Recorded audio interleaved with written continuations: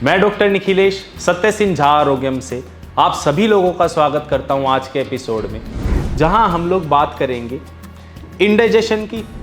बाहर के खाने से कितनी दिक्कतें आ रही हैं उसकी, और कैसे हम अपनी दिनचर्या में बदलाव करके और थोड़ा सा केवल अपनी लाइफस्टाइल को ठीक करके इन सभी दिक्कतों से बच सकते हैं और इंडाइजेशन के कारण होने वाली न जाने कितनी बड़ी बीमारियों को आने से रोक सकते हैं।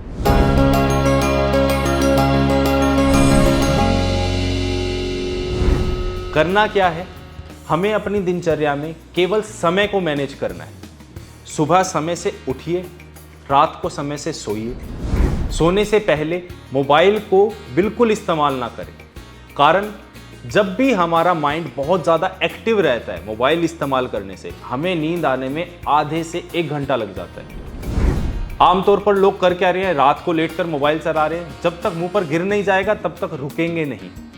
सुबह उठेंगे लेट, समय कम होगा, भाग दौड़ करते हुए अपना ब्रेकफास्ट बहुत जल्दी जल्दी खाएंगे, फिर क्रिएट होगा इंडाइजेशन। या फिर समय ही नहीं होगा खाना बनाने का भी, फिर आएगा हमारे जीवन में जंक फूड, बाहर से खाना लेना। चलिए ऑफिस चलते हैं, वहीं मंगा लेंगे या बाहर से ऑर्डर कर देते हैं।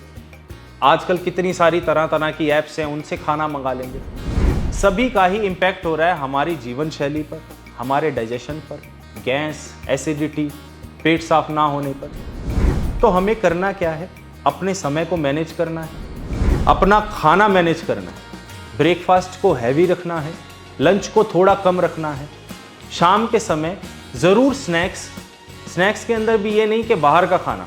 स्नैक्स के अंदर आप पोहा ले सकते हैं, आप उबली दाल ले सकते हैं, भीगे हुए चने ले सकते हैं, अंकुरित करा हुआ भोजन ले सकते हैं। चाय को खाली पेट नहीं पीना है। चाय या कॉफ़ी कोई भी चीज़ सुबह उठते ही नहीं पीनी है।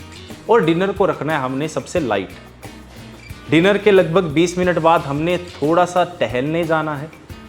और रात होते होते जो हमारी दूध पीने की आदत है उसको सोने से 20 मिनट पहले करना है।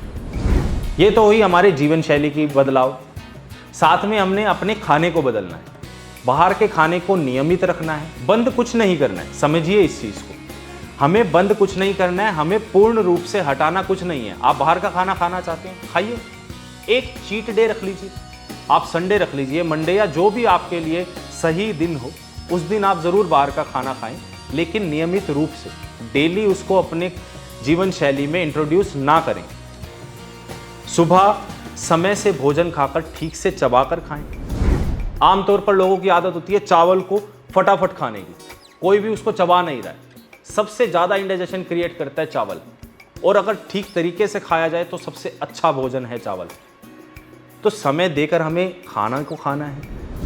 भोजन करते हुए मोबाइल, टीवी या किसी भी तरह की डिस्ट्रैक्शन को हटाना है। उससे होगा क्या, अगर हम खाना खा रहे हैं और हम मोबाइल को स्क्रॉल कर रहे हैं तो हमारा शरीर कभी भी उसको रिकॉग्नाइज, कभी भी उस चीज़ को समझ नहीं पाएगा कि हमें अपने माइंड को एक्टिव रखना था या अपने पाचन तंत्र को।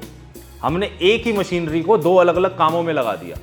और ज़्यादा इंटरेस्टिंग काम क्या है इसमें से, मोबाइल चलाना।